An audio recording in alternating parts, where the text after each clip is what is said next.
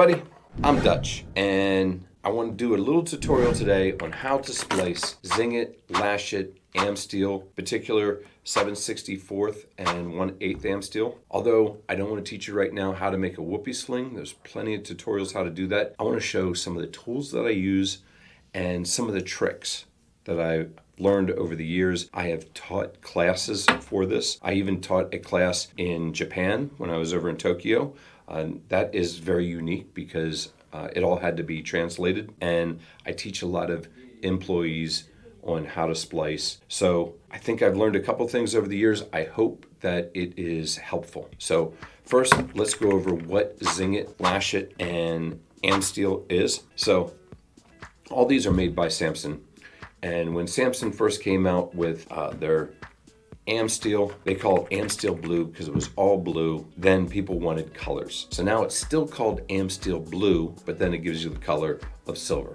So don't be confused by that. Don't be confused by the diameters that they give you, because 1/8 Amsteel does not really measure to be 1/8 Amsteel. 7/64 does not really measure to be 7/64. I don't know how they came out with those. Maybe that is when it's unbraided or something like that, but don't be confused by that. We got for Zingit and Lashit, they did the same thing with the colors. When they first came out, it was going to be yellow, and that was Zingit, and then it was gray when it was going to be Lashit, and then they started adding more colors to Zingit.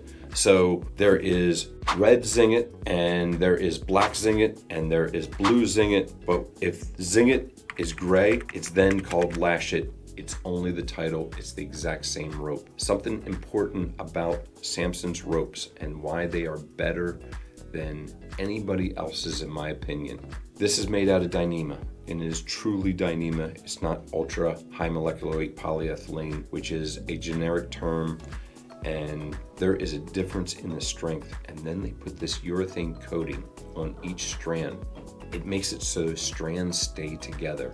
They slide better. And when you go and you are putting in a needle, it's not going to split a strand as easily. When I see people getting really hung up, it is because they didn't go in between strands. They ran the needle through the strand, and that will make it tough to pull through when you are trying to pull through a strand and not in between strands.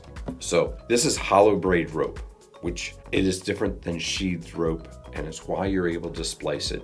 A hollow braid rope is like the sheath of a paracord without that white core. And of course, a sheathed cord would be paracord with that white core in there, and that you are not able to splice, at least as far as I know. So we will get back to the rope when we start splicing and how to work with it a little bit, but let's cover some tools. So first is knives. And what I really like to use is these breakaway knives. What's really good about these is they are very thin, they are very sharp, and I can change out the blades. I can even break off the blade as I go. There is a piece on the back here that has a slit, and if I wanted to take off this tip, I simply put that in the slit, and I just broke off, and I now have a new sharp tip on here, like I have a brand new knife. So you are gonna have a sharper knife, and you're not gonna spend time sharpening your knives because these blades are very reasonably priced and they last quite a long time. So I always use these breakaway knives. Here's a fancy one that's metal, but really it all comes down to the business end, which is the sharpness of the blade. And then there are the splicing tools. So my main ones are my splicing needles. These are yarn needles, and that gives you a nice big eye, and it gives you a dull tip. There are two sizes. This is a number 16 that I use for Zingit and Lashit, and then there is a number 13, which I use for the Amsteel. The only downside of these is they are a little bit short, but there's ways of overcoming that. But see how nice and big this needle is? One of the most biggest challenges that you're gonna have, or the time-consuming parts of this, is putting the rope through the needle. And especially as you keep working it, it gets fluffy, and I'll be talking about that later. So There's also, these are for doing Amsteel. I found these on Amazon, and my only downside to this is I find they're a little bit big. I wish there was a thinner one, but it has this nice handle for pulling, which really is nice and comfortable, and it's easy. I told you about having to get the line in there. It is really easy to get this line in there, but what is a challenge is getting this line through the Amsteel itself, because you got to penetrate through the side, and it is a little blunt for that. With some work, you'll see I totally am able to do it, because this rope is amazing how it expands. So what I really started out with doing all of my splicing was some wire. A lot of people like to use piano wire or guitar wire, and I don't have any of that, but what I have done is drop ceilings in my life, and this is what you use for hanging drop ceilings. All those wires are very good because when you bend them, they are going to hold their shape and they're going to be strong. It's not going to snap when you bend it. So what's really kind of convenient about this is there's no eye that I have to get in there. I got this big gap, I can spread it apart, stick it in there, and yet I can still get a pretty decent point on here. Unlike this fatter tool, you can see how much easier this is going to be to penetrate. So this is really nice for longer splices because you can run up through, you pop out, you stick it in, and you can pull it back in. There's also latch hooks. Latch hooks are very, very common. And what's nice about this is you can hold open the gate, you lay the rope in there, and then you close it. Now you can easily pull back. I will say these gates are pretty fragile, and if you've ever had one open, you can't change direction. You can't be like, oh, I changed my mind, and put it back in. You can, but you got to make it so that the gate winds up, totally opens up, or else it's going to catch on strands. And then once you've done that, once the gate is open, you can't bring it back through because this hook is going to catch on every strand that you're pulling through. So this is the latch hook, and along the same lines of that are these packs of latch hooks. These come 7 in the pack, and they get really teeny tiny, like smaller than any line that I've ever worked with. These can be convenient. The only downside to these is they are a little bit short, but they're quite inexpensive. Anytime that I'm dealing with the Amsteel, I always go and squeeze it like an accordion. And you see when you do that, it totally opens everything up. You can use this for marking. So maybe I measure this 10 inches and I do that, and see how it kind of holds that shape. And since that is nice and open, it's very easy to get a needle in there in between the strands. Not splitting a strand, but I'm getting it in between the strands and pushing it up through. But the first thing you have to do when working with any of these is you're going to have to do the taper. The taper is going to help keep the strength in your line because there's not a big transition. It is going to come down slower. Also, it really helps you for putting one line through the next. So when somebody is a rookie, I usually tell them, do a 1-inch taper. But as you go and you get more experience, you get down to 7/8 and 3/4 of an inch. And the smaller you make this, it's gonna be better, but it's not really good for the new person. So what I like to do is I take the number of strands and I divide it by 2, and then I add 1. This is 7/64, it's 8 strand. Same with Zingit and Lashit. And the only exception is the 1/8 Amsteel, and that is going to have 12 strands in it. So this has 8 strands, divide by 2, add 1. I want to remove 3 strands. I should say subtract 1, because what I'm really doing is keeping 5 strands, and that is my taper. So in regards to that, it's going to be divided by 2, and then subtract 1 for how many strands you take out, add 1 for how many you leave in. So you see I did that accordion, I squished that, and I'm going to go around here. Sometimes I use the blunt side of my needle. I like to teach people to use the eye side. That way you can pull out just a single strand. And when you grab one strand, I pull it, but when I pull it, I'm pulling it with the rope.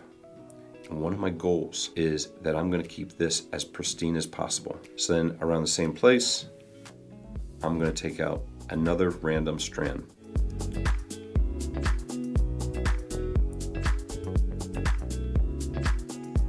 And here's that motion again. I'm not pulling it like this and pulling it out and ripping it through everything.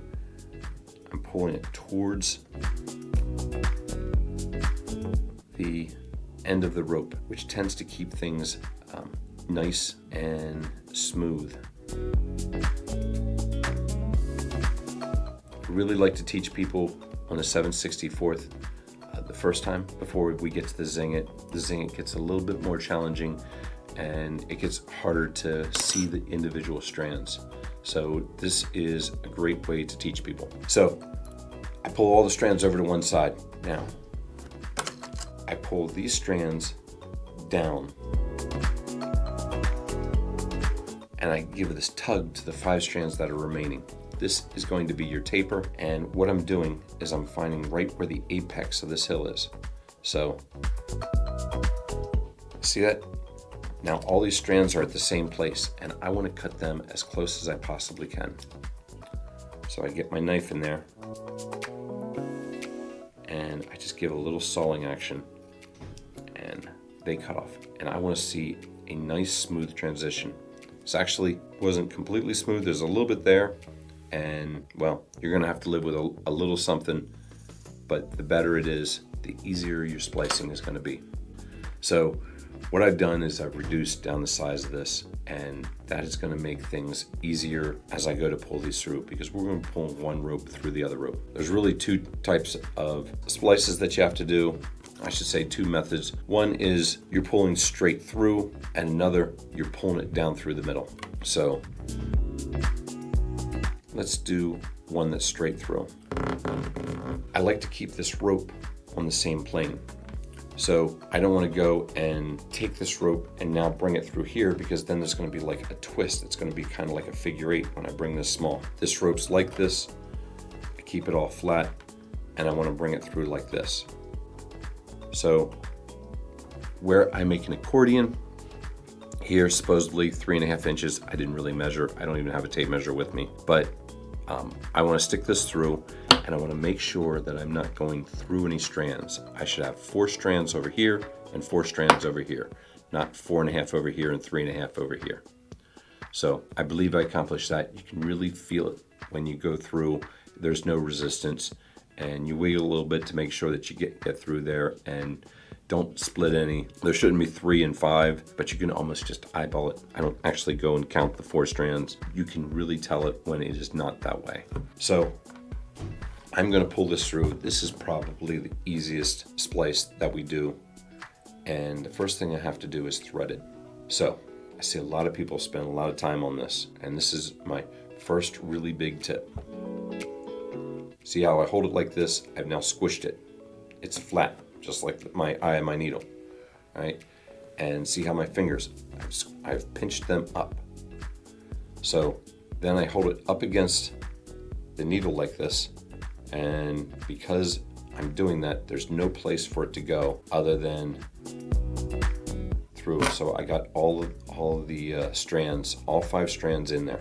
Now, down here is where that taper starts, and you have these little fringes here. And I do not want to bring this down to there, because if I do that and I go to fold it over and pull it through, what do I have? I have 8 strands here, I have 5 strands here, so I have a total of 13 strands that I'm pulling through there. Also, when you do that and you fold it right where the taper started, these become bigger and become a resistant point, and it's already tough to get this place through. So where I want to put this, I call it half the distance to the goal. Okay, and then give a little fold.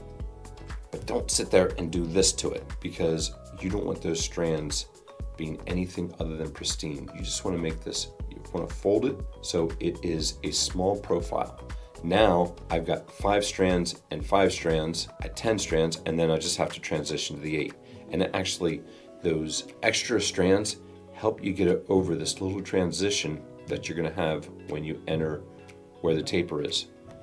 So I bring that to here. There's going to be a step because I got to get through the rope, and basically I am just pulling that around there. I'm not pushing the needle through, I'm pulling the rope, and you're going to see that when I do this, it should very easily go past there. So that is easy enough. We can make this into a continuous loop.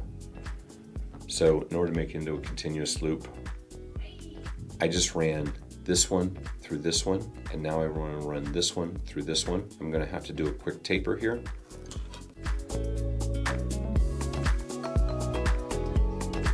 When I'm doing a lot of ropes, I will do all the tapers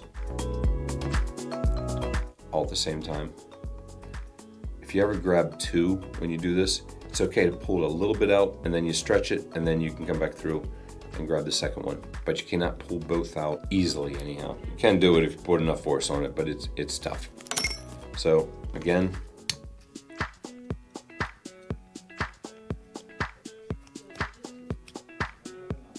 keep a nice smooth transition there.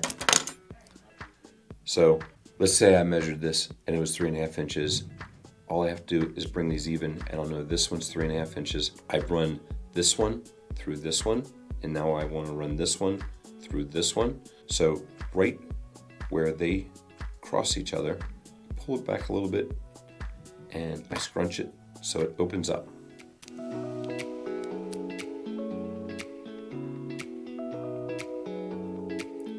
Same thing. I want to put this through so it's 4 and 4. Went through easy peasy. And remember the old pinch and roll your fingers open against the needle. And that's how you force that in there. I go halfway, I fold it over,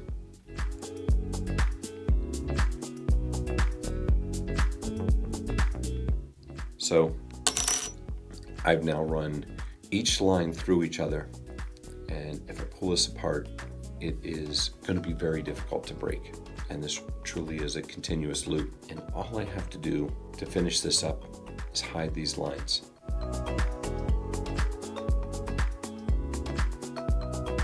Now, the way I do that, I'm going to use a loop turner. Loop turner actually is my favorite method. I guess next would be the wire.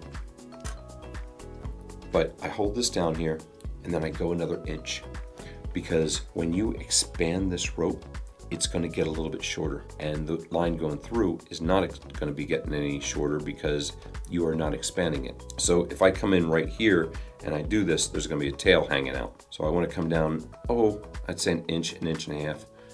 No problem going longer, it's just that you have to then push it up further through. So scrunch it up like an accordion. So I'm going to go and enter in there, and instead of pushing the tool through and possibly coming out through the side of the strand, I want to go and I want to push the rope on there. I'm going to show you that in a second, but if this ever happens to you, what you have to do is close the gate, you bring it in. Now I could take it all the way out, but if I don't want to waste that time, I then can push forward, but when I do, right there's that gate. And I am opening that gate, I fit it between the strands, and now I'm back into position. So versus putting the tool through the rope, which is what you would think you're doing, what you really want to do is take the rope and stick it on. And what that does is it opens it up, because when you scrunch this together, it opens up the line. So when I come out, it is very important that I don't go through a strand, that I am coming in between strands. So gate is open. Just like with the needle, I want to go halfway on the taper, and I lay it across that hook. I kind of pull it in that hook, and then I close up the gate. Now, I make it small. You see the way I'm holding the tool with my right hand, and my thumb is pushing up on here, and it's making all kinds of room inside there because we've taken that and pushed that all up there, up against this, which is holding the gate closed. So when you do this, it's not just blunt force of pulling it through.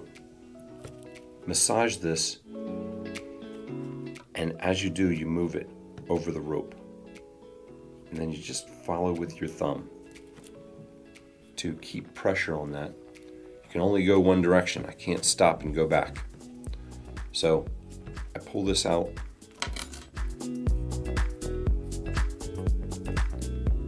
And as long as you went far enough down here when you started the splice, you should be able to milk in this bury. So let's do that again. Let's do it with just the wire. I hold this down here. I go another inch, inch and a half. Actually, for this one, I'm intentionally going to go a little bit too short because I want to show you what to do then. So I am putting the rope on there, and because I'm pushing the rope, it's getting bigger, and that's different than trying to push the tool through a thin rope. Can you see as I push that rope on there, it expanded? And I'm going to come out, making sure that I come between the strands and not through a strand. I thread this halfway from the taper.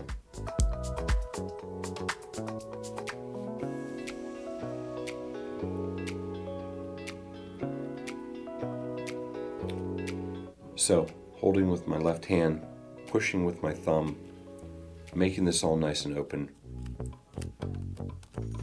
See, as I do that, it pulls right in.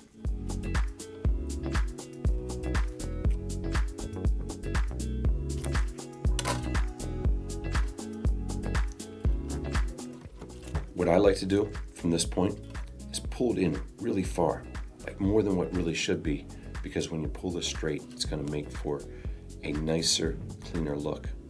And I intentionally did it where I didn't go the full inch and a half because I wanted to leave this little tiny bit hanging out here. So what do you do if this happens? Because I should have started over here, but I didn't. I brought it in to show you this. Now, sometimes you can get it in there, but let's say you can't. You pull it back. It was only a 1/4 inch that was hanging out there. So if I take off 3/8, now when I milk the bury, that's where the magic happens. So accidentally there, just showing you how to splice, made a continuous loop. Zingit is going to be the same thing, only everything's smaller.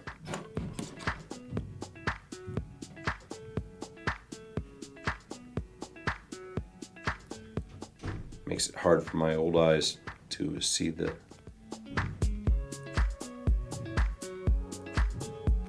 individual strands. Truthfully, I do this more by feel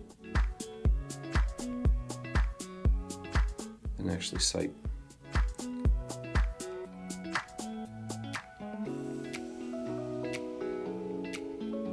So keeping this nice and pristine is going to help you out down the road.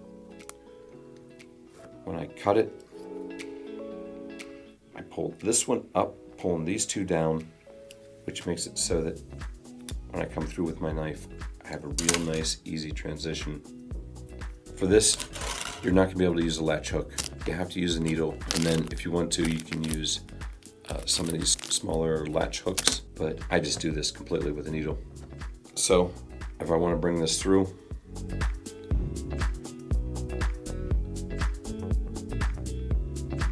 again, I scrunch it up. That way you're not splitting a strand. And I want to make sure that I'm going in between the strands. There should be 4 strands on both sides of this. I'm keeping everything on the same plane. So I'm not taking this and running it through this way. I'm taking it run through this way, and everything is laying straight.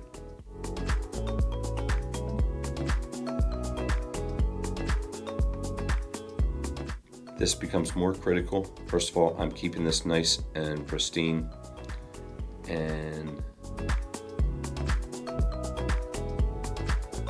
do that pinch and roll movement. And look, it goes through so easily. That is part of the part that I see that people get frustrated the most with. It's just trying to splice a needle. So I can fold this in half.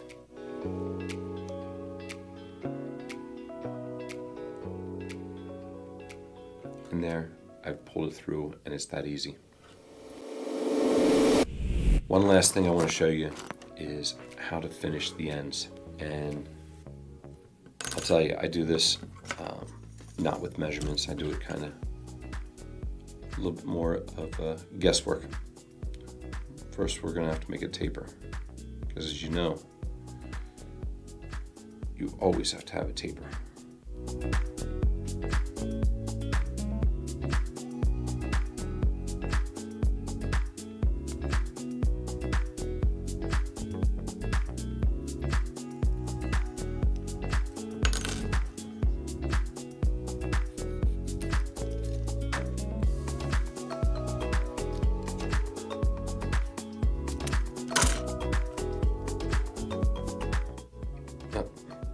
This is 1/8, so I was thinking that was 7/64. Because it's 1/8, remember my rule that you want to divide by 2 and then subtract 1 for how many strings you want to take out. So since this is a 12-string rope, that is divided by 2 is 6 minus 1 is 5, so I remove 5 strands. So you could just melt this, but that wouldn't be pretty enough. So I'll come in an inch, maybe an inch and a half, it doesn't really matter. And I am inserting it into the side and then shooting up the middle of it, almost like it's a vein. I need blood. So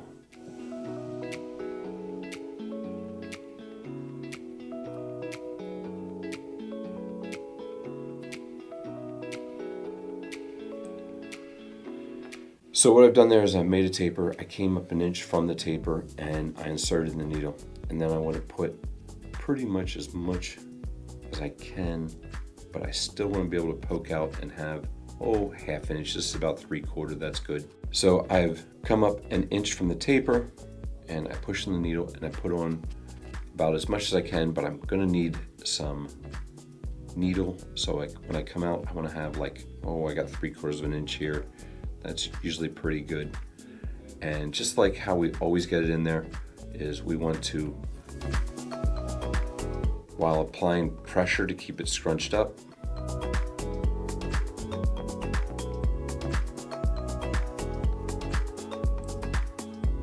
and now you're turning it inside of itself. And then when you get the end, really give it a good tug.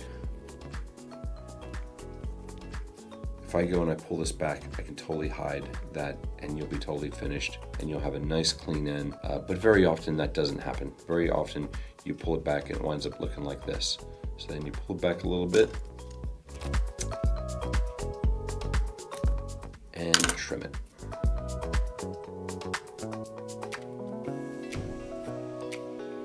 And that makes a nice, clean, finished end. So that is my tutorial on some of the tricks that I use for splicing Zingit and Lashit and Amsteel. Thank you, everybody.